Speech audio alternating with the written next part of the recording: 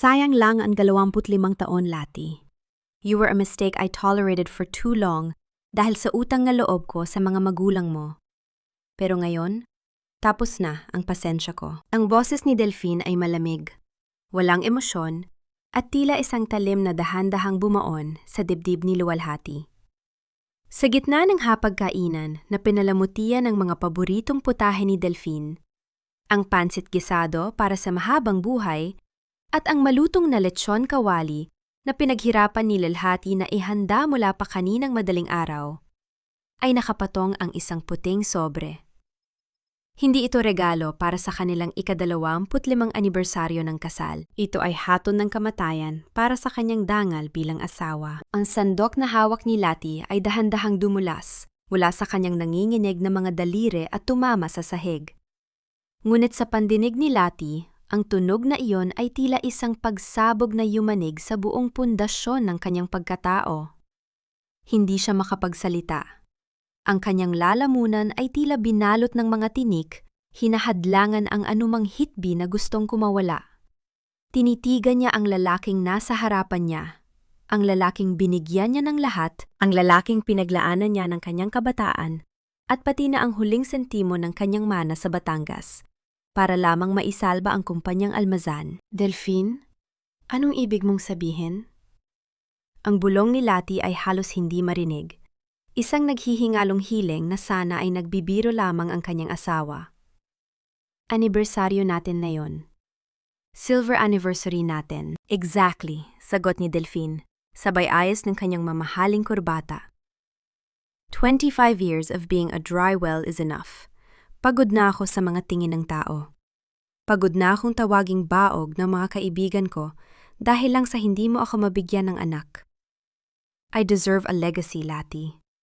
I deserve a real family. Isang mapang-uyam na tawa ang bumasag sa katahimikan mula sa pintuan ng dining room. Doon ay nakatayo si Doña Caridad, ang biyena ni Lati na sa loob ng 25 taon ay hindi kailanman nagpakita sa kanya ng kahit munting malasakit. Ang matanda ay nakasuot ng kanyang pinakamagandang perlas. Tila ba ipinagdiriwang ang sandaling ito? Huwag mo nang pahabain pa ang eksena, Luwalhati. Wika ni Doña Caridad habang marahang lumalakad palapit sa hapag.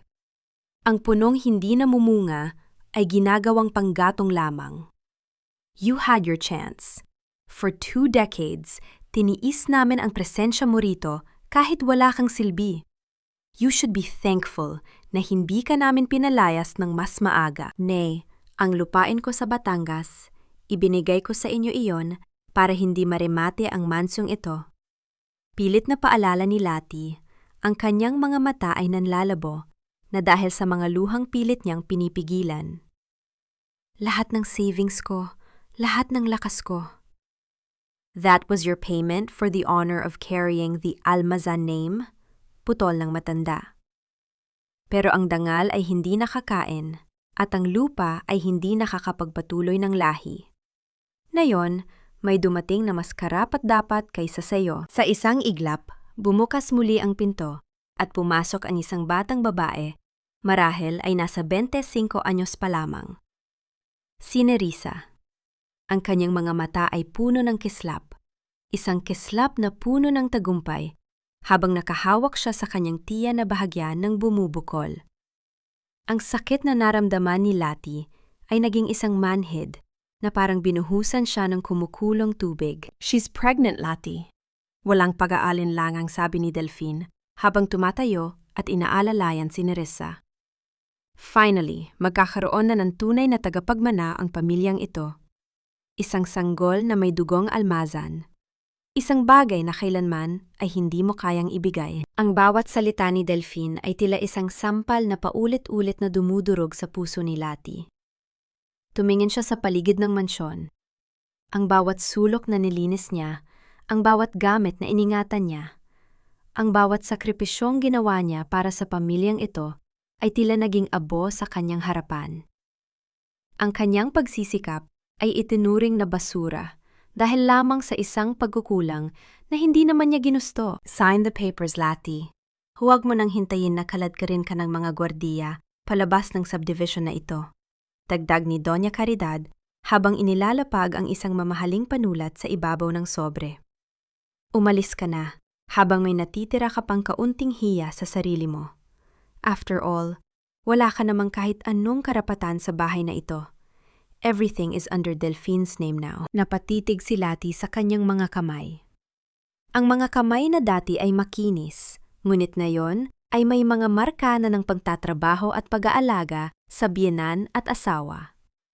Isang matinding panginginig ang bumalot sa kanya, hindi dahil sa takot, kundi dahil sa isang uri ng sakit na napakadiin, napakasakit, na tila hinihiwa ang bawat bahagi ng kanyang kaluluwa. Huminga siya ng malalim. Ang hangin sa silid ay tila naging masikip at puno ng lason. Dahan-dahan niyang kinuha ang kanyang luma at kupas na pitaka sa gilid ng mesa. Wala siyang pinirmahan. Hindi niya tiningnan si Delphine. Tumingin siya ng diretsyo sa mga mata ni Doña Caridad.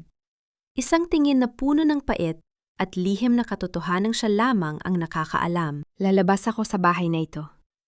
Ang boses ni Lati ay naging mahinahon, ngunit may dalang bigat na tila isang paparating na bagyo. Pero tandaan ninyo, ang bawat patak ng pawis at luha na ibinuhos ko rito ay hindi ninyo mababayaran ng kahit anong salapi. Ang Diyos ang nakakaalam kung sino sa atin ang tunay na baog, ang sinapupunan ko o ang inyong mga puso. Tumalikod si Lati at nagsimulang maglakad palabas ng silid. Ang bawat hakbang niya ay tila isang paglayas mula sa isang bilangguan na itinuring niyang tahanan sa loob ng 25 taon. Sa likuran niya, narinig niya ang malakas na halahak ni Doña Caridad at ang malambing na boses ni Nerissa na nagpapalambing kay Delphine. Paglabas niya ng mansyon, sinalubong siya ng isang malakas na buhos ng ulan. Ang madilim na langit ay tila nakikiramay sa kanyang pagdadalamhati.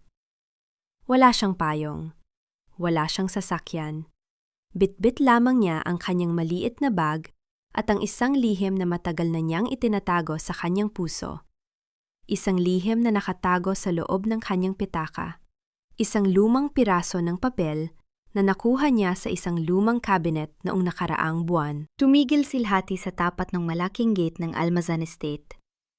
Lumingon siya sa huling pagkakataon sa dambuhalang bahay na tila isang libingan ng kanyang mga pangarap. Ang kanyang mga luha ay humalo sa malamig na tubig ng ulan.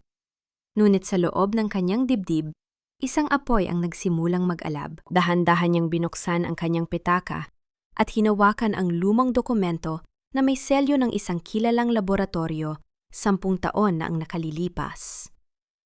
Ito ang resulta ng pagsusuri na lihim ng ipinagawa kay Delphine noon pagkatapos ng isang medical check-up. Ang mga salitang nakasulat doon ay tila naging sumpa sa kanyang alaala. Azoospermia, permanent infertility due to past physical trauma. Isang mapait na ngiti ang sumilay sa mga labi ni Lati sa gitna ng unos. Kung baog si Delphine, kung imposibleng makabuo ito ng anak, kaninong bata ang nasa loob ng tiyan ni Nerissa? At hanggang kailan mananatiling bulag ang mga almazan sa sarili nilang kasinungalingan? Ang bawat patak ng ulan ay tila mga karayom na tumutusok sa balat ni Lati habang naglalakad siya sa madilim na kalsada ng subdivision. Ang kanyang suot na bestida na itinabi niya para sa espesyal na gabi na yon ay basang-basa na at dumidikit sa kanyang nanginginig na katawan.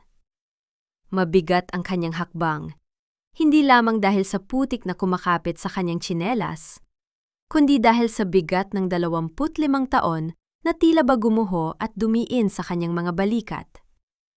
Sa bawat paghinga niya, nalalalanghap niya ang amoy ng basang lupa. Isang paalala na sa gabing ito, wala na siyang ibang matataguan, kundi ang kalsadang ito. Huminto siya sa ilalim ng isang waiting shed na malayo-layo na sa mansyon ng mga almazan. Doon, sa ilalim ng malamlam na ilaw, dahan-dahan niyang binuksan ang kanyang maliit na bag. Ang tanghing kayamanan niya sa ngayon ay ilang piraso ng damit, ang kanyang lumang pitaka, at ang dokumentong tila ba naging apoy sa kanyang palad. Inilabas niya ang papel na may selyo ng ospital. Ang mga letra ay bahagya ng kumukupas, Ngunit ang katotohanang nakasulat doon ay nananatiling matalas at malinaw. 10 taon na ang nakalilipas. Matapos ang isang serya ng mga check-up dahil hindi sila magkaanak, lihim na kinuha ni Lati ang resultang ito. Sterile. Bulong niya sa gitna ng katahimikan ng gabi. Ang salitang iyon ay tila isang sumpa na binaligtad ng tadhana laban sa kanya. Naalala niya kung paano siya umiyak noon. Hindi dahil sa galit kay Delphine, kundi dahil sa takot na baka mawala ang lalaking minamahal niya kung malaman nito ang katotohanan. Pinrotektahan niya ang ego ni Delphine. Hinayaan niyang siya ang sisihin ng lahat. Hinayaan niyang tawagin siyang tuyot at walang silbi ni Doña Caridad upang manatiling buo ang danggal ng kanyang asawa bilang isang lalaki. Ngunit ang danggal na yon ay ginamit pala ni Delphine upang saksakin siya sa likod. Habang hinihimas ni Lati ang punit na gilid ng papel, bumalik sa kanyang alaala ang kanyang yumaong ama. Lati anak, ang lupang ito sa Batangas ay ang iyong huling sandigan. Huwag mong hahayaan na makuha ito ng sinuman ng walang laban. Ang bilin ng kanyang ama bago ito pumanaw. Napapikit si Lati ng mariin. Ang lupang iyon, ang tanging alaala ng kanyang kabataan, ay naisang laat na ibenta niya para lamang bayaran ang mga utang ni Delphine noong nalugi ang kumpanya nito 2 taon na ang nakalilipas. Ang lahat ng sakripisyo niya ay itinuring lamang na alikabok ng pamilyang Almazan. Samantala, sa loob ng mainit at marangyang mansyon, si Doña Caridad ay masayang humihigop ng kanyang tsaa habang pinapanood si Nerissa na kumakain ng prutas. Ang kapaligiran ay puno ng kagalakan. Tila ba walang isang taong itinapon sa labas na parang basura? Kailangan nating ayusin ang kwarto para sa apo ko, Delphine, wika ng matanda. Ang boses ay puno ng kislap na kailanman ay hindi narinig ni Lati. Dapat ay ang pinakamaganda. At ang lupain sa Batangas na nakuha natin kay Lati, ipapangalan natin sa bata pagkapanganak ni Nerissa. It will be the Almazan Estate's newest glory. Si Delphine, na nakaupo sa tabi ni Nerissa, ay tumango-tango lamang. Ngunit sa likod ng kanyang ngiti, may isang anino ng pag-aalinlangan. Hindi niya malimutan ang tingin ni Lati bago ito umalis. Isang tingin na tila ba may alam itong isang bagay na hindi niya kayang aminin sa kanyang sarili. Biglang tumunog ang telepono sa ibabaw ng mesa. Isang hindi kilalang numero ang lumitaw sa screen. Hello? Sagot ni Delphine, bahaging lumayo sa kanyang ina at kay Nerissa. Mr. Almazan, ito ang klinik ni Dr. Santos. Ang boses sa kabilang linya ay seryoso at tila nagmamadali. Meron po kaming nakitang discrepancy sa record ninyo mula noong nakaraang buwan. May kinalaman ito sa inyong huling treatment. Kailangan ninyong pumunta rito bukas na bukas din. Kinabahan si Delphine. Tungkol saan ito? Is it about the baby? Hindi po rito maaring pag-usapan sa telepono, sir. Pero seryoso po ito. Ang huling sinabi ng boses bago naputol ang linya. Nabalik ang diwa ni Delphine nang hawakan ni Nerissa ang kanyang kamay. Sino yun, hon? Bakit parang namumutla ka? Tanong ng dalaga sa malambing na tuno, ngunit may kasamang matalas na pagmamasid sa kanyang mga mata. Wala lang yon. Work lang. Pagsisinungaling ni Delphine, habang ang kanyang puso ay nagsimulang tumibok ng mabilis dahil sa kaba. Balik sa waiting shed, dahan-dahang tumayo si Lati. Ang kanyang panginginig ay humupa na at napalitan ng isang malamig at matigas na determinasyon. Tiningnan niya ang kanyang refleksyon sa isang maliit na tubog ng tubig sa kanyang paanan. Ang mukha niya ay mukha ng isang babaeng tinalo ng panahon, ngunit ang kanyang mga mata ay nagsimulang mag-apoy. Hindi ninyo ako mapapalubog ng ganito na lamang.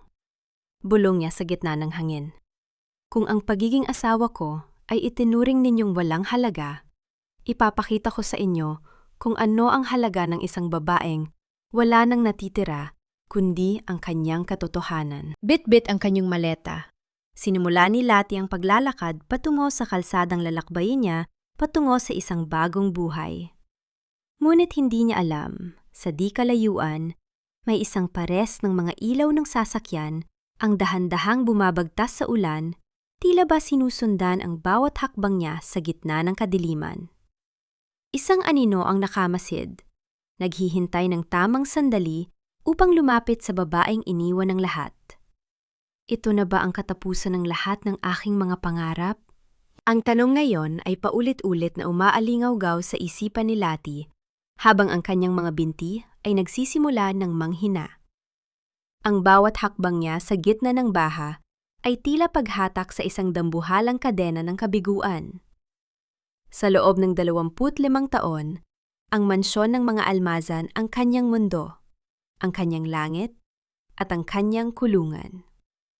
Ngayon, ang tanging kanlungan niya ay ang madilim na kalsada at ang malamig na simoy ng hangin na tila humihigop sa natitira niyang hininga. Nabalik lamang ang kanyang diwa nang mabulag siya ng 2 matitinding ilaw mula sa isang paparating na sasakyan.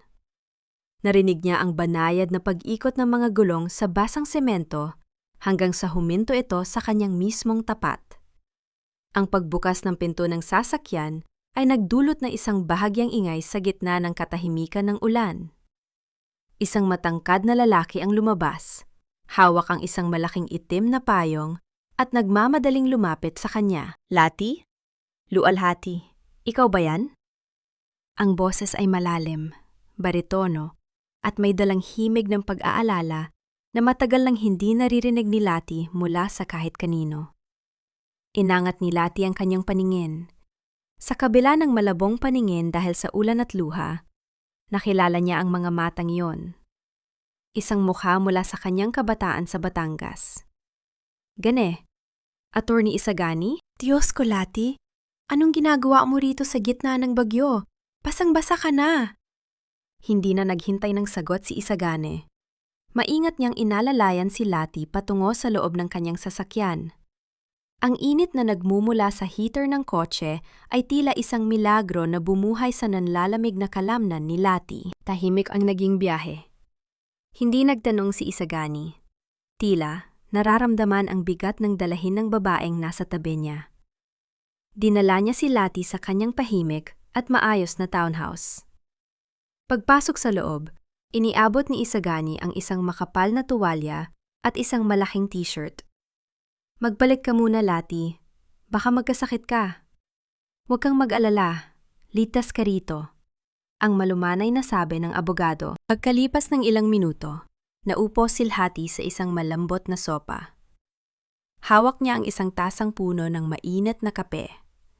Ang usok na nagmumula sa tasa ay humahaplos sa kanyang muka, nagbibigay ng kakaibang ginhawa. Isang simpleng tasa ng kape, isang mainit na kumot, at ang malasakit ng isang taong walang hinihinging kapalit. Sa loob ng 25 taon sa piling ni Delphine, ang bawat kape niya ay kailangang perpekto para sa asawa. Ngunit ngayon, ang kapeng ito ay para sa kanya, para sa kanyang pagkatao. "Salamat, Kani," bulong ni Lati. Ang kanyang boses ay unti-unti nang bumabalik. "Pasensya na kung naging abala ako." "Hindi ka kailanman naging abala, Lati. Alam mo yan," sagot ni Isagani habang nauupo sa tapat niya. "Nakita ko ang balita, ang tungkol sa anibersarya ninyo. Pero bakit ka nasa kalsada? Nasaan si Delphine?" Huminga ng malalim si Lati. Inilabas niya mula sa kanyang bag ang basang dokumento na kanina pa niya tinititigan. Inilapag niya ito sa mesa sa pagitan nila. "Baog si Delphine, Gani. Permanenteng hindi siya magkakaroon ng anak.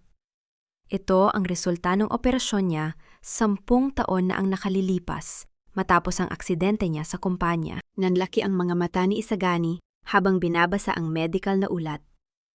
Bilang isang abogado, alam niya ang bigat ng ebidensyang ito. Kung ganon, bakit kanya pinalayas? Bakit sinasabi nilang buntis ang babaeng kasama niya? Dahil naniniwala sila sa sarili nilang kasinungalingan, Gani. Ang pait sa boses ni Lati ay tila lason. O baka naman, sadyang ginamit lang nila ang pagkakataong ito para itapon ako. Ipinahiya nila ako sa harap ng lahat. Sinabihan nila akong tuyot at walang silbi. Pinagmukha nilang ako ang may kasalanan kung bakit walang tagapagmana ang mga almazan. Tumayo si Isagani. Ang kanyang panga ay nagnangalit sa galit. Hindi ito makatarungan, Lati. Ibinigay mo ang buhay mo sa pamilyang yan. Ang lupa mo sa Batangas. Alam kong ginamit nila yon para iligtas ang kumpanya nila. Alam mo? Tanong ni Lati. Inimbestigahan ko, Lati. Simula nang malaman kong nagkakaproblema ang kumpanya ni Delphine, hindi ako tumigil sa pagsubaybay sa'yo. Mula sa malayo. Pag-amin ni Isagani. Ang kanyang mga mata ay puno ng katapatan. Hindi ko matanggap na ang isang babaeng kasing buti mo ay nagdurusa sa kamay ng mga taong walang puso. Isang mahabang katahimikan ang bumalot sa silid. Ang tanging naririnig ay ang ritmo ng ulan na tumatama sa bintana. Tila isang malungkot na awitin ng nakaraan. Biglang napatitig silhati sa kawalan. Isang malaking katanungan ang nagsimulang mabuo sa kanyang isipan. Isang katanungan na nagpabilis sa tibok ng kanyang puso. Gani, kung ang dokumentong ito ay totoo, dahan-dahang wika ni Lati. At kung si Delphine ay hinding-hindi magkakaroon ng anak kahit kailan, kaninong anak ang dinadala ni Nerissa ngayon? Nagkatinginan ang dalawa. Isang madilim na lihim ang tila nabuksan sa gitna ng silid na iyon. Isang lihim na maaaring magpabagsak sa buong kaharian ng mga almazan. Iyon ang aalamin natin, Lati, sagot ni Isagani ng may determinasyon. Pero sa ngayon, kailangan mong magpalakas. Dahil simula bukas, hindi na ikaw ang biktima. Tayo na ang susulat ng bagong kabanata ng buhay mo. Ngunit sa kalagitnaan ng kanilang pag-uusap, biglang tumunog ang cellphone ni Lati na nasa ibabaw ng mesa. Isang mensahe mula sa isang hindi kilalang numero ang pumasok. Nang buksan niya ito, isang larawan ang lumitaw. Isang larawan ni Nerissa na may kausap na isang lalaki sa isang madilim na sulok ng ospital. At ang lalaki ay hindi si Delphine. Sino ang lalaking ito? At anong kinalaman niya sa milagrong, sanggol ng mga almazan? Hindi sapat ang galit, Lati.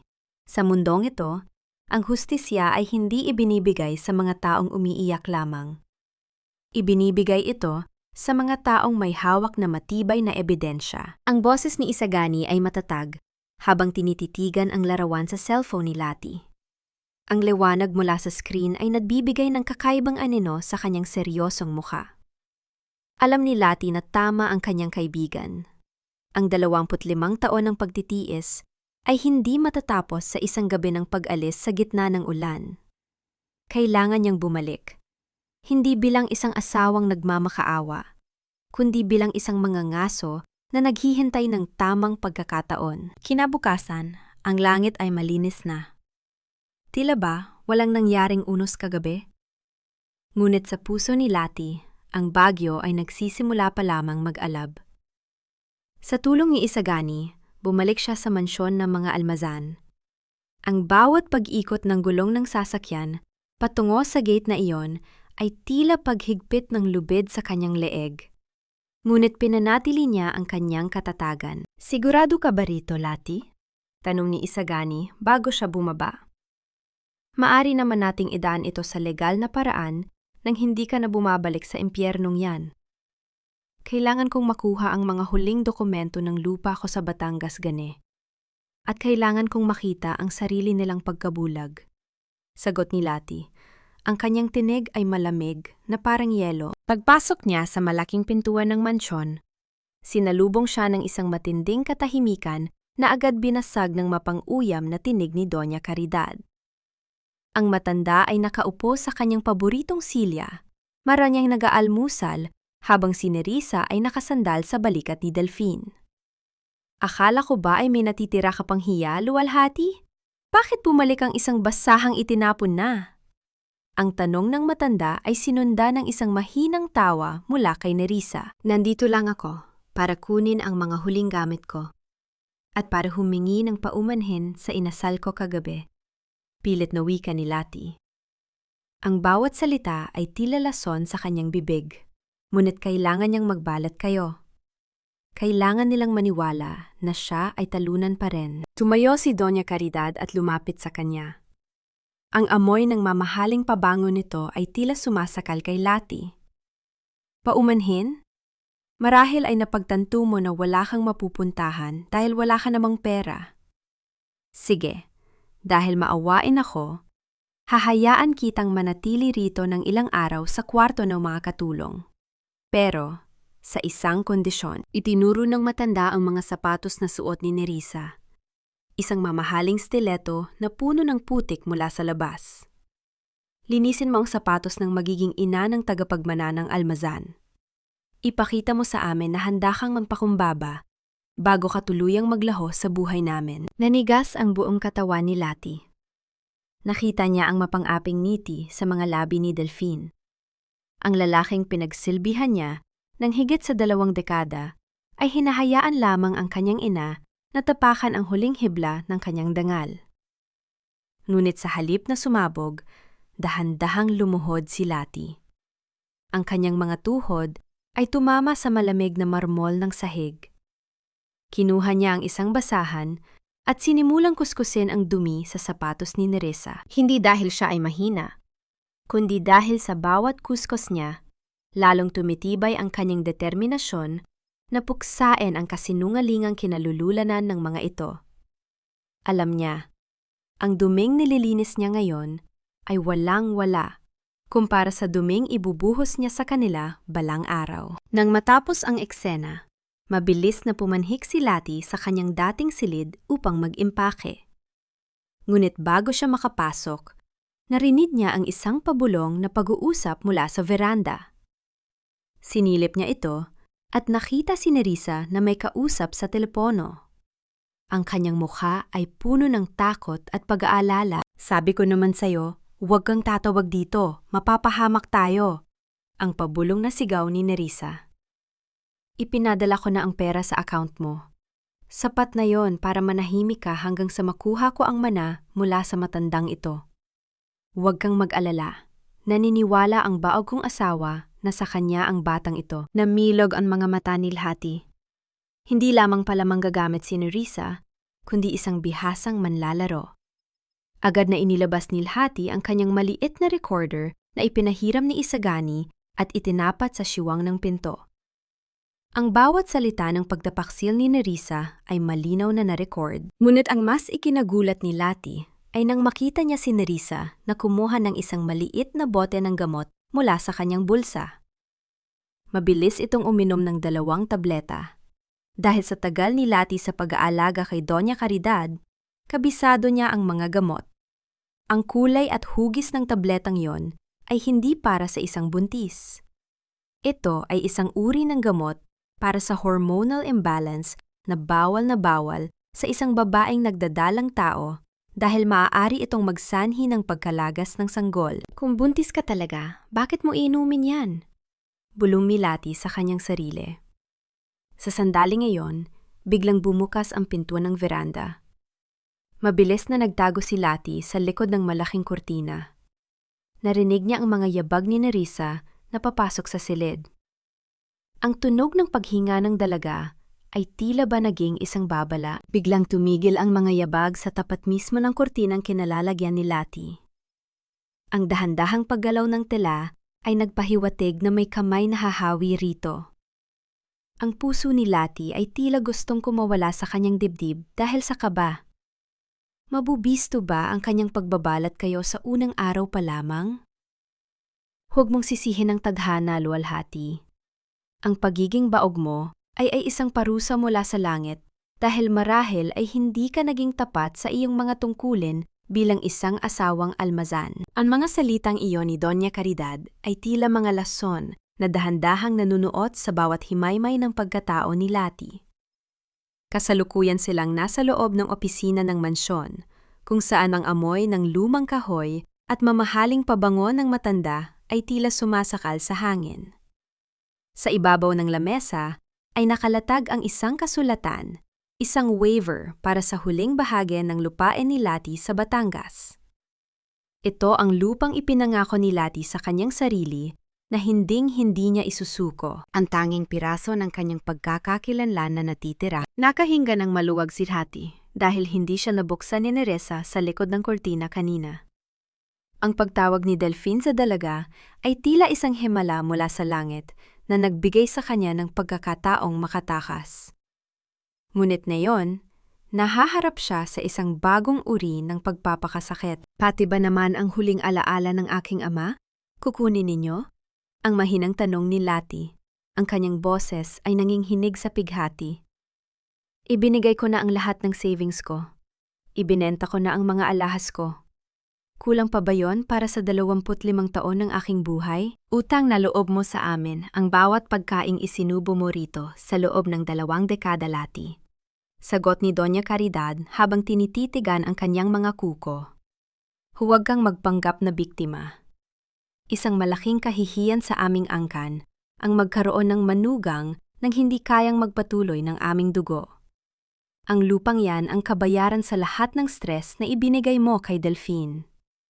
Isipin mo na lang na ito ang iyong huling sakripisyo para sa magiging apo ko. Ang paggamit ng matanda sa relihiyon at sa konsepto ng utang na loob ay isang uri ng pananakal na matagal ng kinasanayan ni Lati. Ngunit sa pagkakataong ito, habang hawak niya ang panulat, hindi takot ang nararamdaman niya, kundi isang malamig na determinasyon. Alam niyang kailangan niyang pirmahan ito upang hindi sila maghinala sa kanyang mga plano. Kailangan nilang isipin na kontrolado pa rin nila siya. Matapos ang masakit na tagpong iyon, nagpaalam si Lati na lalabas lamang upang bumili ng ilang personal na gamit. Ngunit sa halip na sa mall, nagtungo siya sa isang maliit at pribadong klinika sa labas ng lungsod. Doon ay naghihintay si Doktora Malaya Sison, isang matalik na kaibigan na tinulungan ni Lati noong mga panahong hirap na hirap pa ito sa pag-aaral ng medisina. Lati, hindi ako makapaniwala sa nalaman ko. Bungad ni Doktora Malaya matapos nilang magyakap. Ipinasuri ko ang pangalan ni Nerissa Vale sa database ng mga maternity clinics na konektado sa amin. Tama ang hinala mo. Ang ultrasound na ipinakita niya kay Delphine ay isang template lamang na binili sa isang black market technician. Walang record ng anumang prenatal check-up si Nerissa sa kahit saang lehitimong ospital. Naramdaman ni Lati ang mabilis na pagtibok ng kanyang puso. At ang gamot na nakita kong ininom niya, Malaya?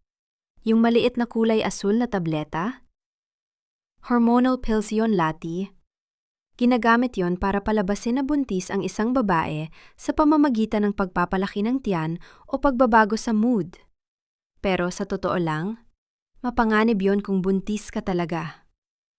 Ibig sabihin, alam ni Nerissa na wala siyang dinadalang bata. Niloloko niya ang buong pamilya Almazan. Isang mapait na tawa ang kumawala sa mga labi ni Lati. Ang 2 taong nagpahirap sa akin dahil sa pagiging baog ko ay nagdiriwang ngayon para sa isang batang hindi naman totoo. Ang katarungan lang naman, Malaya, ay may kakaibang paraan ng pagpapakita. Anong balak mo, Lati? Tanong ng doktor nang may pag-aalala. Hahayaan ko silang lumipad ng mataas, Malaya. Dahil mas mataas ang lipad, mas masakit ang bagsak. Sagot ni Lati. Ang kanyang mga mata ay nagniningning sa isang kakaibang liwanag na tila ba nahanap na niya ang kanyang nawalang lakas. Pagbalik ni Lati sa mansyon, sinalubong siya ng isang balita na tila ba itinadhana para sa kanyang plano. Si Delphine, na tila ba nasa rurok ng kaligayahan, ay nag-utos na magkaroon ng isang engrandeng gender reveal party sa susunod na linggo. Imbitado ang lahat ng kanilang mga kamag-anak, pati na ang mga business partners ng kumpanya. Gustong ipangalandakan ni Delphine sa buong mundo ang kanyang tagumpay bilang isang lalaki. Gusto kong makita ng lahat na ang mga Almazan ay hindi matatapos sa akin. Ang mayabang na pahayag ni Delphine habang nakayakap kay Nerissa sa harap ni Lati. At ikaw, Lati, bilang pasasalamat sa waiver na ibinigay mo, ikaw ang mag-aayos ng lahat ng dekorasyon at pagkain para sa party na ito. Gusto kong makita mo kung ano ang pakiramdam ng isang tunay na selebrasyon ng buhay. Tumango si Lati. Ang kanyang muka ay nananatiling walang kibo. Gagawin ko ang lahat ng gusto ninyo, Delphine. Sisiguraduhin kong magiging isang gabing hindi ninyo malilimutan ang party na ito. Sa bawat hakbang ni Lati paakyat sa kanyang maliit na silid, nararamdaman niya ang bigat ng mga ebidensyang hawak niya. Ang recording ng tago-tagong tawag ni Nerissa at ang katotohanan mula kay Doktora Malaya. Ang gender reveal party ay magiging isang entablado, hindi para sa isang bagong buhay, kundi para sa pagbagsak ng isang kaharian ng mga kasinungalingan. Ngunit bago sumapit ang gabi, isang hindi inaasang pangyayari ang naganap. Habang naglilinis si Lati sa kwarto ni Nerissa, nakakita siya ng isang sulat sa ilalim ng unan. Isang sulat na nanggaling sa lalaking kausap ni Nerissa sa telpono. Ang nilalaman nito ay hindi lamang tungkol sa pera, kundi isang banta na sisirain ang lahat kung hindi siya bibigyan ng mas malaking halaga bago ang gabi ng party. Sino ang lalaking ito? At sapat ba ang kanyang galit para sirain ang plano ni Lati?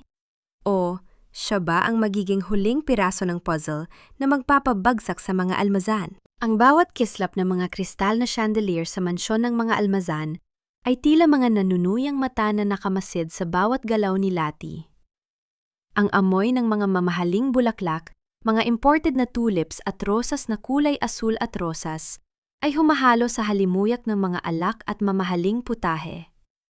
Ito ang gabing pinakahihintay ni Delphine, ang gabi ng gender reveal party na magpapatunay sa buong mundo na ang kanyang dugo ay magpapatuloy. Ngunit para kay Lati, ito ang gabing siya ay magsisilbing anino sa sarili niyang dating tahanan. Suot ang isang lumang damit na kupas na ang kulay, siya ang nag-aayos ng mga tray ng pagkain, nagtitimpla ng inumin, at sumusunod sa bawat kumpas ng daliri ni Doña Caridad. Ang mga panauhin, mga negosyante, matatandang kamag-anak, at mga kaibigan sa alta sosyedad ay nagbubulungan habang tinititigan siya. Ang ilan ay may awa, ngunit karamihan ay may kasamang pangungutya. Tingnan mo si Luwalhati, parang katulong na lang sa bahay na dati ay sa kanya. Ang rinig niyang bulong ng isang matandang babae habang dinadaanan niya ito dala ang isang tray ng champagne. Diyan naman siya nababagay, hindi ba? Isang baog na asawa ay walang puwang sa isang pamilyang tulad ng mga almazan. Sagot naman ng isa pa na sinundan ng mahinang hagikik. Hindi kumibo si Lati. Ang kanyang puso ay tila isang batong matigas na hindi na tinatablan ng anumang salita. Ang kanyang mga mata ay nananatiling nakatuon sa kanyang ginagawa, ngunit ang kanyang pandinig ay matalas. Nakipa niya si Isagani sa isang sulok, nakasuot niyang maayos na barong, kunwari ay nakikihalubilo bilang isa sa mga legal counsel ng kumpanya. Nagtagpo ang kanilang mga mata sa isang saglit, at isang bahagyang tango mula kay Isagani ang nagbigay kay Lati ng lakas na kailangan niya. Tumayo si Delphine sa gitna ng entablado, hawak ang kamay ni Nerissa na nagniningning sa kanyang suot na gown na puno ng kumukutitap na bato. Maraming salamat sa inyong lahat sa pagdating, ang panimula ni Delphine. Ang kanyang boses ay puno ng kayabangan. Ngayong gabi, hindi lamang natin malalaman ang kasarian ng aking magiging anak. Ngayong gabi, ipinagdiriwang natin ang bagong simula ng pamilyang Almazan. Isang simula na wala ng puwang ang mga pagkukulang ng nakaraan. Tumingin si Delphine ng diretso kay Lati, isang sulyap na puno ng pagkamuhi at pagpapakita ng kapangyarihan. At bago natin buksan ang malaking kahon ng mga lobo, gusto kong tawagin ang isang taong naging bahagi ng aming pamilya sa mahabang panahon. Lati, lumapit ka rito. Napatigil ang lahat. Ang katahimikan ay tila isang mabigat na kumot na bumalot sa buong silid. Dahan-dahang lumakad si Lati patungo sa entablado. Ang bawat hakbang niya ay tila pag-akyat sa isang bitayan. Luwalhati, wika ni Doña Caridad, habang lumalapit din sa entablado, dala ang isang baso ng banal na tubig na kinuha pa raw sa isang sikat na simbahan. Bilang dating asawa, gusto kong ikaw ang magbasbas sa tiyan ni Nerissa. Ipakita mo sa lahat na tinatanggap mo ang iyong kapalaran at pinagpapala mo ang batang magdadala ng pangalang kailanman ay hindi mo kayang ibigay. Inabot ni Lati ang baso. Ang kanyang mga kamay ay nanginginig. Hindi dahil sa takot, kundi dahil sa matinding pagtitimpi. Dahan-dahan niyang itinampisaw ang kanyang mga daliri sa tubig at marahang hinaplos ang tiyan ni Nerissa. Sana ay maging kasing tatag mo ang batang ito, Nerissa. Bulong ni Lati, sapat na para marinig lamang ng dalaga. At sana, pagdating ng katotohanan, kayanin mo ang bigat ng iyong piniling kasinungalingan. Nakita ni Lati ang biglang pagbabago sa mga mata ni Nerissa. Ang kislap ng tagumpay ay napalitan ng isang saglit na takot. Ngunit mabilis itong nawala nang hilahin ni Delphine ang tali ng malaking kahon sa gitna ng entablado. Ngunit bago pa man bumukas ang kahon, bago pa man lumabas ang mga lobong magsasabi kung asul o rosas ang motif, isang matinding sigaw ang kumawala sa bibig ni Nerissa. Ang basong hawak ni Doña Caridad ay nahulog sa sahig at nabasag sa libu-libong piraso, na lumikha ng tunog na tila bahudyat ng isang trahedya. "Delphine, ang tiyan ko! Sobrang sakit!" sigaw ni Nerissa, habang dahan-dahang napapaluhod, hawak-hawak ang kanyang tiyan. Ang kanyang muka ay namumutla at ang pawis ay nagsimulang mamuo sa kanyang noo. Nagkagulo ang mga panauhin. Ang musika ay biglang tumigil. Si Doña Caridad ay nagsimulang maghisterya. Tinatawag ang lahat ng santo. Si Delphine naman ay tila nawala sa sariling wisyo. Pilit na inaalalayan ang naghihirap na si Nerissa. "Tumawag kayo ng ambulansya! Nayon na!" sigaw ni Delphine. "Dalhin natin siya sa ospital ni Doktora Sison. Malapit lang yun dito." Mabilis na mungkahi ni Isagani na biglang lumapit sa gitna ng kaguluhan. Sa gitna ng lahat ng takbo at sigawan, nanatiling nakatayo si Lati sa entablado. Tinitigan niya ang mga lubong, hindi pa rin lumalabas sa kahon. Ang bawat gulo at takot sa paligid niya ay tila isang maayos na bahagi ng kanyang plano. Alam niya, ang sakit na nararamdaman ni Nerissa ay maaaring isang epekto ng gamot na ininom nito. O baka naman ay isang pagtatangka ng dalaga na takasan ang oras ng katotohanan. Ngunit anuman ang dahilan, alam ni Lati na ang lahat ng kalsada ay patungo sa isang lugar, ang ospital kung nasaan ang katotohanang walang pintig. "Heto na, Delphine," bulong ni Lati sa kanyang sarili habang pinapanood ang kanyang asawa na buhat-buhat ang kanyang taksil na kasintahan palabas ng mansyon. Ang piging na ito ay tapos na. Ang susunod ay ang inyong paghuhukom. Isang katanungan ang naiwan sa isipan ng mga panauhing naiwan. Totoo bang nawawala ang bata? O ang bata ba ay kailanman ay hindi talaga nag-eeksista? Ang amoy ng antiseptic at ang malamig na bugso ng aircon sa loob ng VIP maternity ward ay tila isang malupit na kabaligtaran ng mainit at masayang piging sa mansyon kanina. Wala na ang mga lobo. Wala na ang mga bulaklak. Ang tanging naririnig sa loob ng pasilyo ay ang mabibigat na yabag ni Delphine habang pabalik-balik sa tapat ng pintuan ng examination room. Ang kanyang mukha ay puno ng pawis, at ang kanyang barong na may mansa ng alak ay tila isang simbolo ng kanyang gumuho ng danggal. Sa isang tabi, nakaupo si Doña Caridad sa isang wheelchair. Hawak ang kanyang rosaryo habang ang kanyang mga labi ay mabilis na bumubulong ng mga dasal. Ang matanda ay tila biglang tumanda ng 10 taon sa loob lamang ng isang oras. Sa kabilang dulo naman ng pasilyo, nakatayo si Lati. Tahimik. Walang kibo. Ang kanyang mga mata ay nakatuon sa puting pinto. Tila ba hinihintay ang pagbukas ng langit o ang pagbitak ng lupa? Bumukas ang pinto at lumabas si Doktora Malaya Sison. Ang kanyang muka ay seryoso, walang bakas ng kahit anong emosyon habang inaayos ang kanyang stethoscope. Agad siyang sinalubong ni Delphine. Halos sakalin ang doktor sa higpit ng pagkakahawak sa braso nito. "Dok, kamusta ang anak ko? Kamusta si Nerissa?" Sabihin mo, ligtas ang tagapagmanako. Ang paos na sigaw ni Delphine. Tumingin si Doktora Malaya kay Lati sa isang saglit bago ibinaling ang paningin kay Delphine. Isang malalim na buntong hininga ang pinakawalan ng doktor.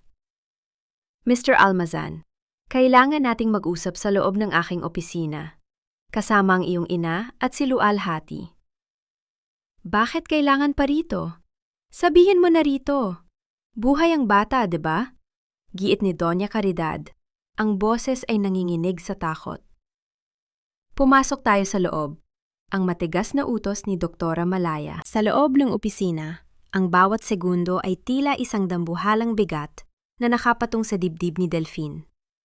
Inilapag ni Doktora Malaya ang isang folder sa ibabaw ng mesa. Sa tabi nito ay isang tablet na nagpapakita ng resulta ng ultrasound na ginawa kay Nerissa. Ilang minuto lamang ang nakakalipas. Sinuri namin ng maigi si Nerissa Vale, panimula ni Doktora Malaya. Ang pananakit ng kanyang tiyan ay hindi dahil sa anumang banta ng pagkalaglag ng sanggol. Ang totoo niyan, ang kanyang matris ay walang anumang senyales ng pagbubuntis. Walang sanggol, Mr. Almazan. Hindi siya buntis. Tila tumigil ang pag-ikot ng mundo para kay Delphine. Ano? Anong pinagsasabi mo? Nakita ko ang ultrasound. May mga papeles siya. Ipinakita niya sa amin. Ang mga papeles na yun ay peke. Malamig na sagot ng doktor. At ang paglaki ng kanyang tiyan ay sanhi ng sobrang dosis ng hormonal pills na iniinom niya para dayain ang kanyang katawan. At may isa pa kayong dapat malaman. Kinuha ni Doktora Malaya ang isa pang dokumento. Isang lumang papel na may kulay dilaw na sa katandaan. Ito ang dokumentong matagal nang itinatago ni Lati. Ang dahilan kung bakit imposibleng mabuntis ni Delphine si Nerissa o kahit sinong babae ay dahil sa medical na katotohanan ito. 10 taon na ang nakalilipas matapos ang iyong aksidente, Delphine, napatunayang ikaw ay sterile. Permanenteng hindi ka na magkakaroon ng anak. Ang katahimikan sa loob ng silid ay tila isang pagsabog na walang tunog. Si Doña Caridad ay napasandal sa kanyang upuan. Ang kanyang mga mata ay nanlilisik habang nakatingin sa kanyang anak. Si Delphine naman ay tila isang statwa na unti-unting nagkakabitak-bitak. Ang kanyang pride, ang kanyang pagkalalaki, ang kanyang binuong kaharian sa loob ng 25 taon ay gumuho sa harap ng 2 pirasong papel. Lati, alam mo ito? Ang tanong ni Delphine. Ang boses ay halos isang bulong na puno ng pait. Alam mo, at hinayaan mo akong magmukhang tanga? Dahan-dahang tumayo si Lati. Lumapit siya kay Delphine. Ang kanyang mga mata ay walang bakas ng galit, kundi isang malalim na awa na mas masakit pa sa sampal. Hindi kita hinayaang magmuhang tanga, Delphine. Pinrotektahan kita. Sa loob ng 10 taon, hinayaan kong ako ang murahe ng nanay mo. Hinayaan kong ako ang tawaging baog ng buong angkan ninyo para lang hindi mo maramdaman ang kakulangang yan. Mahal kita noon, kaya kinuha ko ang lahat ng sakit para sa iyo. Humarap si Lati kay Doña Caridad na ngayon ay hindi na makatingin ng diretso sa kanya. At kayo, Nay, ang bawat salitang ibinato ninyo sa akin, ang bawat pagtaboy ninyo sa akin, dahil sa hindi ko pagbibigay ng apo, lahat ng iyon ay tinanggap ko. Dahil ayaw kong malaman ninyo na ang perpektong anak ninyo ang may pagkukulang. Pero ano ang iginanti ninyo? Itinapon ninyo ako na parang basura sa kalsada para sa isang kasinungalingan. Biglang pumasok si Attorney Isagani sa silid. Bitbit ang isang recorder. At meron pa tayong dapat pakinggan. Pinindot ni Isagani ang play button. Ang boses ni Nerissa ay umalingaw-angaw sa silid. Malinaw na ipinapaliwanag kung paano niya niloloko ang baog na asawa para sa mana at kung paano siya nagbabayad sa isang lalaki para sa kanyang mga kailangan. Ang bawat salita ni Nerissa ay tila mga pako na ibinabaon sa kabaong ng dangal ng mga almazan. Si Delphine ay napahagulgol, hindi dahil sa lungkot, kundi dahil sa matinding kahihiyan. Ang lalaking kanina lang ay parang hari sa entablado. Ngayon ay tila isang bata na nawalan ng lahat. Lati, patawarin mo ako. Lati, magsimula tayo ulit. Ang pagsusumamo ni Delphine habang pilit na hinahawakan ang kamay ng asawa. Dahan-dahang inalis ni Lati ang kanyang kamay. Ang kanyang mukha ay maliwanag, tila ba isang mabigat na tanikala ang tuluyan ng naputol sa kanyang kaluluwa? Tapos na tayo, Delphine. Ang 25 taon ay natapos na sa gabing ito.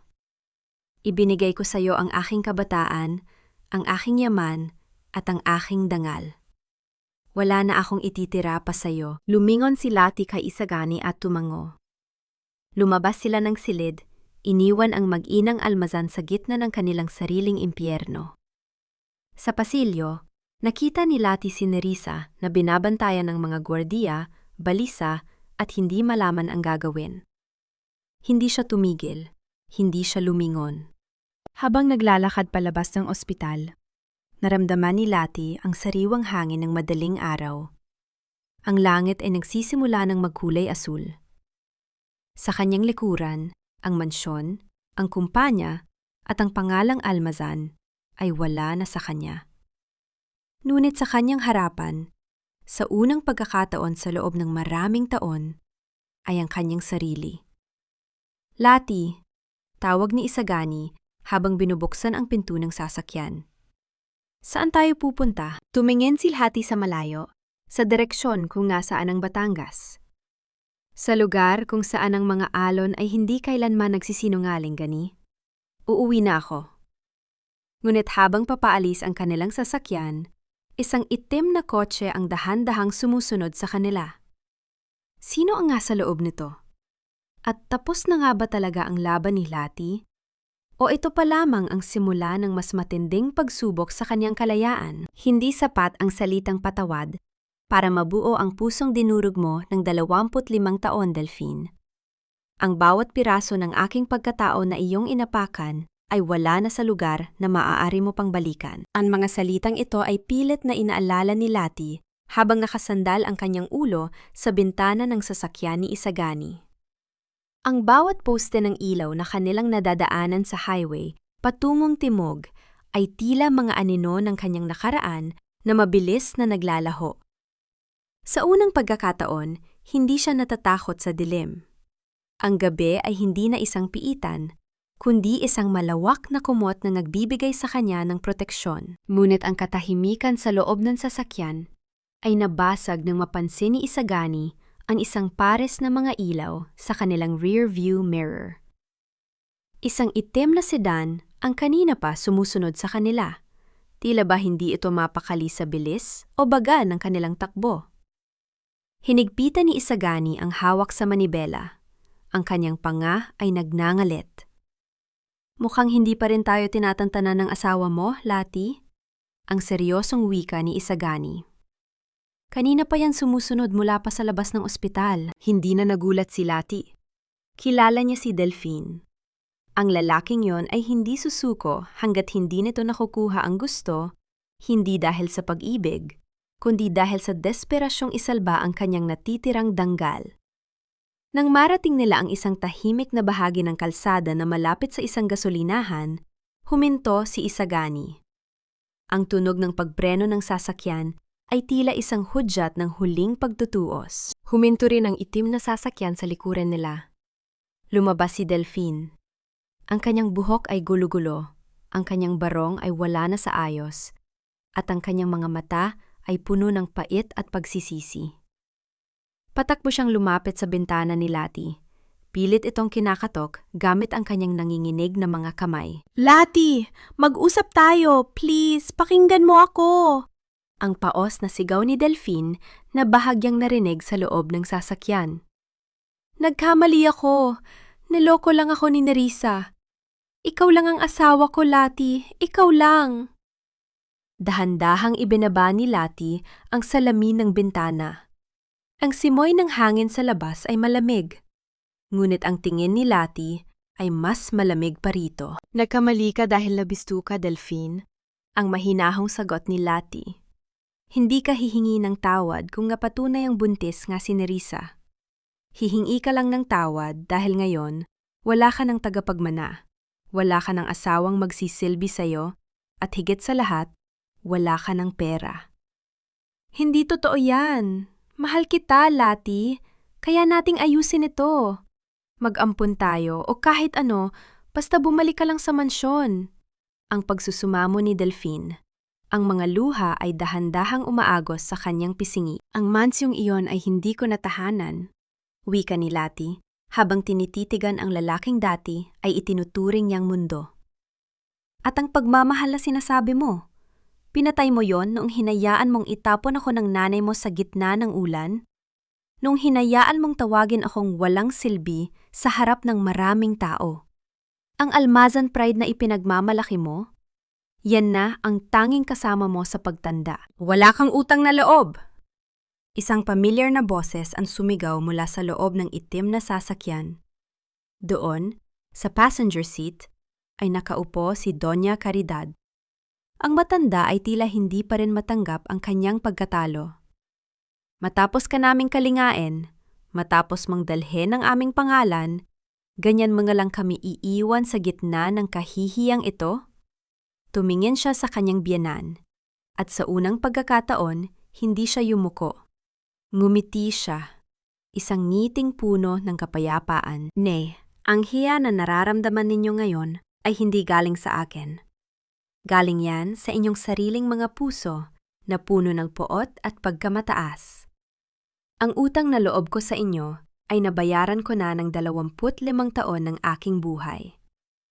Ngayon, ang sarili ko naman ang paglilingkuran ko. Sa isang iglap, tinaas ni Isagani ang bintana at mabilis na pinaandar ang sasakyan. Naiwan si Delphine na nakaluhod sa semento ng kalsada, habang si Doña Caridad ay patuloy na sumisigaw sa hangin.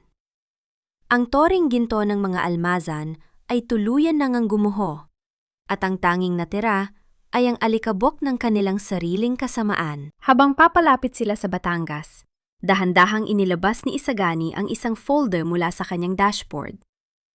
Lati, may sorpresa ako sa'yo. Hindi lang ang katotohanan ang kinuha natin sa kanila. Binuksan ni Lati ang folder. Doon ay nakalagay ang mga dokumento ng paglilipat ng pagmamay-ari ng kumpanya at ng lupain sa Batangas.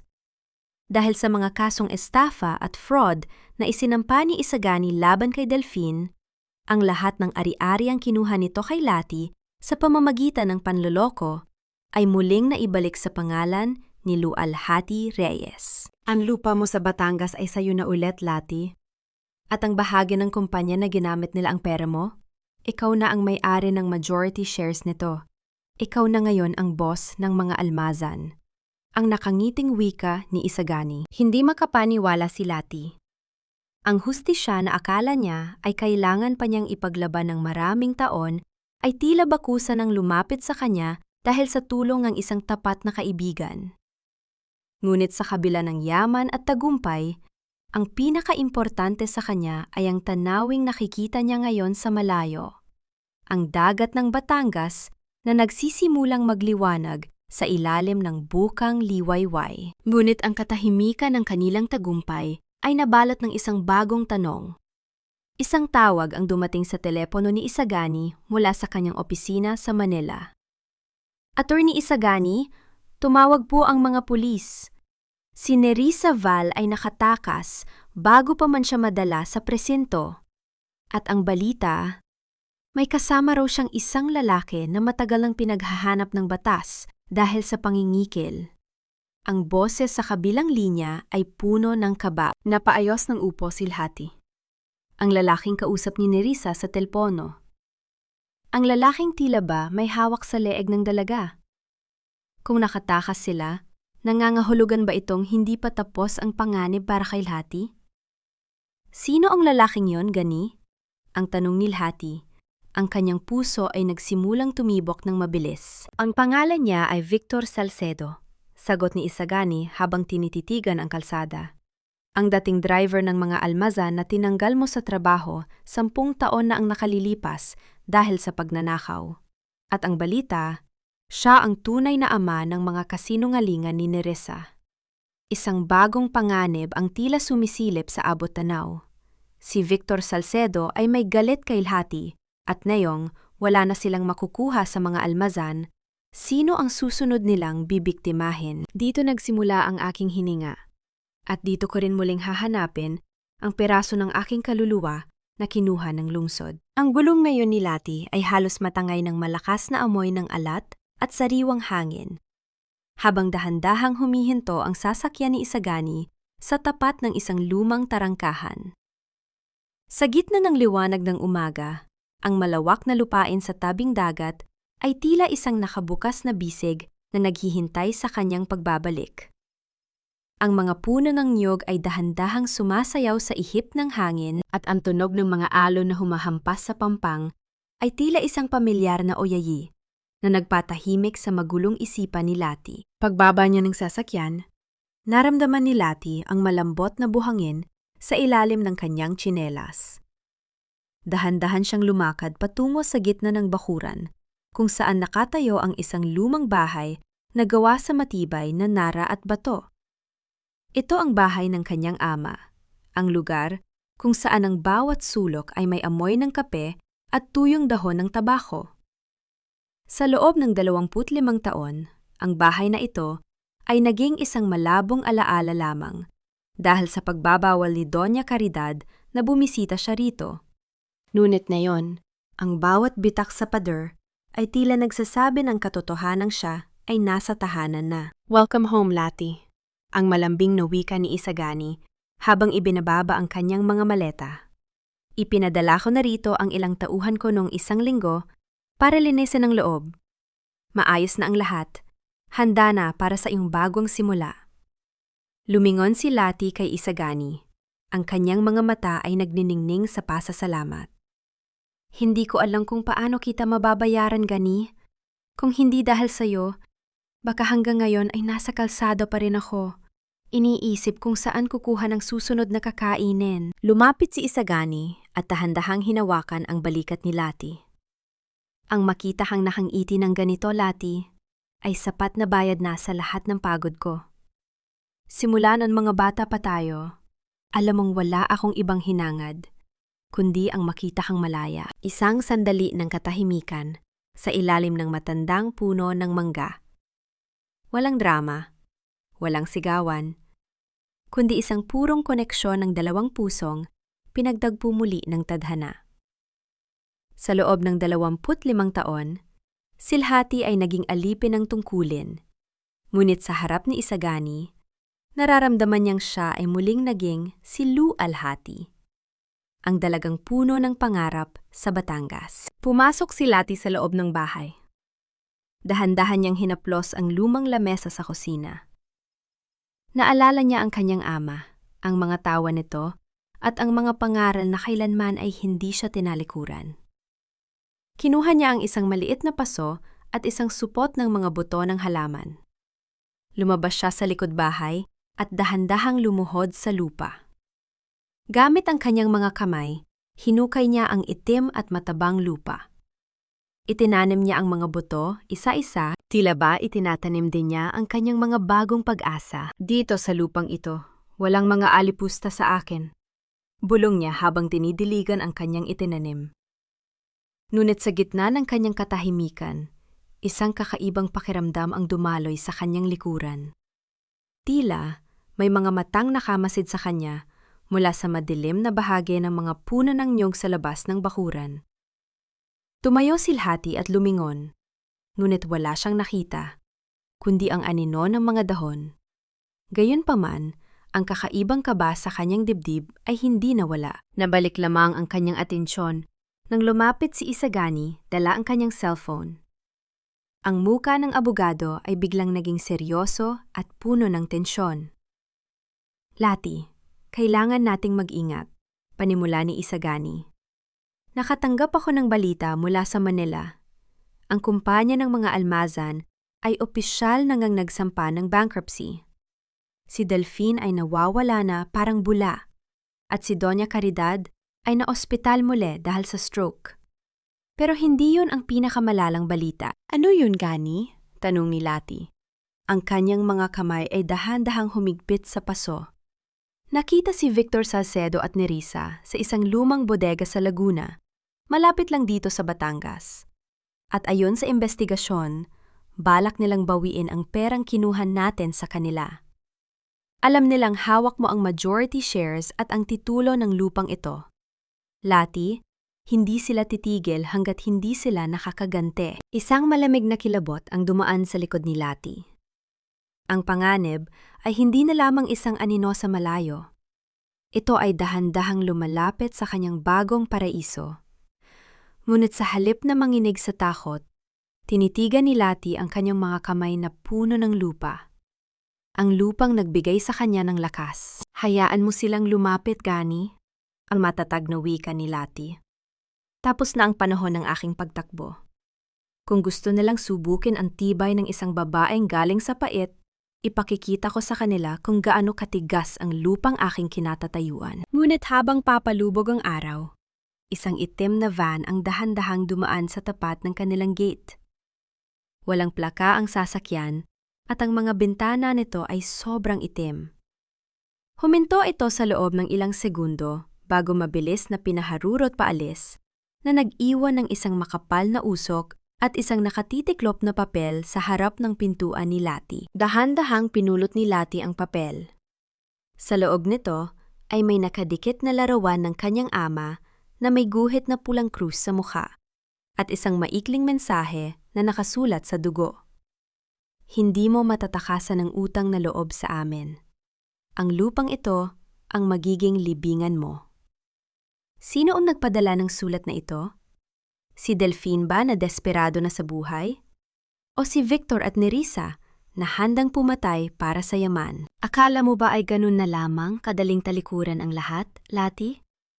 Ang bawat sentimo na kinuha mo sa amin ay babayaran mo ng iyong huling hininga. Ang boses ni Victor Salcedo ay tila isang kagat ng ahas na bumasag sa katahimikan ng gabi sa Batangas. Sa labas, ang dagat ay nagngangalit. Ang mga alon ay malakas na humahampas. Sa pampanghabang ang ulan ay tila isang hagupit ng kalikasan. Sa loob ng lumang bahay ng kanyang ama, nakatayo si Lati sa gitna ng sala, pinaliligiran ni na Victor at Nerissa. Ang kislap ng isang patalim sa kamay ni Victor ay nagbibigay ng nakakangilong refleksyon sa ilalim ng malamlam na ilaw ng lampara. Si Nerissa, na dati ay mukhang anghel, ngayon ay tila isang desperadong kriminal. Ang kanyang mga mata ay puno ng pait at inggit habang nakatingin sa maayos at payapang mukha ni Lati. Ibigay mo ang titulo ng lupang ito at ang pirma mo sa paglilipat ng shares, Lati. Kung hindi, sisiguraduhin naming hindi ka na makakaabot sa bukang liwayway. Sa isang sulok ng silid, nakita ni Lati si Delphine. Ang dating makapangyarihang asawa ay nakagapo sa isang silya. Ang mukha ay puno ng pasa at ang mga mata ay bakas ang matinding pagsisisi. Kinuha siya ni na Victor bilang pain, isang bihag na walang kalaban-laban sa sarili niyang kahinaan. Lati, tumakas ka na. Huwag mo na akong intindihin. Ang paos at nanginginig na tinig ni Delphine. Ang kanyang boses ay wala na ang dating kayabangan, kundi isang basag na tunog ng isang lalaking nawalan ng lahat. Huminga ng malalim si Lati. Ang kanyang puso ay tumitibok ng mabilis, ngunit ang kanyang isipan ay nananatiling malinaw. Hindi siya ang babaeng nakaluhod sa marmol ng mansyon noong nakaraang buwan. Victor? Nerissa? Ang akala ninyo ba ay ang perang ito ang magliligtas sa inyo? Ang yaman na kinuha ninyo sa panloloko ay kailanman ay hindi magbibigay ng kapayapaan. Huwag mo kaming pangaralan, sigaw ni Victor habang humahakbang palapit. Sa bawat yabag niya sa lumang sahig na kahoy, ang tunog ng bawat bitak ay tila isang babala ng panganib. Ibigay mo ang kailangan namin! Tinitigan niya si Delphine, ang lalaking sumira sa kanya ng 25 taon. Sa sandaling iyon, wala siyang naramdamang galit. Wala ring pag-ibig. Ang tanging naramdaman niya ay isang malalim at malinis na kapatawaran para sa kanyang sarili, dahil sa pananatili ng matagal sa piling nito. Maaari ninyong makuha ang mga papel, ngunit hindi ninyong makukuha ang aking takot, ang matatag na wika ni Lati. Biglang bumukas ang pinto sa likuran ni Victor. Ang malakas na pagtama ng pinto sa dingding ay lumikha ng isang nakabibinging tunog na nagpatalon sa lahat. Pumasok si Isagani, kasunod ang ilang mga alagad ng batas na kanina pa pala nakapaligid sa bahay. Ang bawat sulok ng silid ay nagliwanag dahil sa mga flashlight ng mga pulis. "Bitawan ang sandata! Wala na kayong matatakasan!" Ang sigaw ng isang opisyal. Nagkagulo sa loob ng silid. Sinubukan ni Victor na gamitin si Lati bilang pananggalang, ngunit bago pa man siya makalapit, mabilis na kumilos si Isagani at itinulak si Lati patungo sa isang ligtas na sulok. Ang tunog ng mga nag-uumpog ang katawan at ang pagbagsak ng mga kagamitan sa sahig ay pumuno sa silid hanggang sa tuluyan ng madakip si Victor at Nerissa. Nang tumahimik ang paligid, dahan-dahang lumapit si Lati kay Delphine upang kalasin ang mga tali nito. Ang bawat paggalas niya sa lubid ay tila pagtatapos ng huling yugto ng kanilang kwento. Nang lumuwag ang mga tali, humagulgol si Delphine at hinakap ang mga paa ni Lati. "Lati, patawad! Pakiusap. Bigyan mo ako ng isa pang pagkakataon. Magsisimula tayo ulit sa Batangas." Ang pagsusumamo ng lalaki sa gitna ng kanyang mga hikbi. Tumayo si Lati at marahang inalalayan si Delphine na tumayo. Tumingin siya ng diretsyo sa mga mata nito. Mga matang puno ng pag-asa na hindi na niya kayang punan. "Delphine, ang pagkakataon na hinihingi mo ay ibinigay ko na sayo sa loob ng 25 taon. Ngayong gabi, ang pagkakataon naman ay ibibigay ko sa aking sarili." Ang mahinahong sagot ni Lati. "Pinapatawad na kita, Delphine. Pinapatawad kita para lumaya ang puso ko mula sa pait. Pero hindi ito nangangahulugang may babalikan ka pa." Lumapit si Isagani at inalalayan si Delphine palabas ng bahay upang madala sa ospital. Naiwan si Lati sa gitna ng sala. Tinititigan ang kanyang bahay na dahan-dahang nagbabalik sa katahimikan. Ang ulan sa labas ay humupa na, at ang tunog ng mga alon ay naging banayad muli. Ngunit bago tuluyang lumabas si Isagani, tumigil siya sa pintuan at lumingon kay Lati. "Tapos na ang lahat, Lati. Wala na ang mga anino ng nakaraan. Ano ang susunod mong gagawin?" Tumingin si Lati sa bintana, kung saan ang unang kislap ng bukang liwayway ay nagsisimulang sumilip sa abot tanaw. Isang malaking katanungan ang naiwan sa kanyang puso.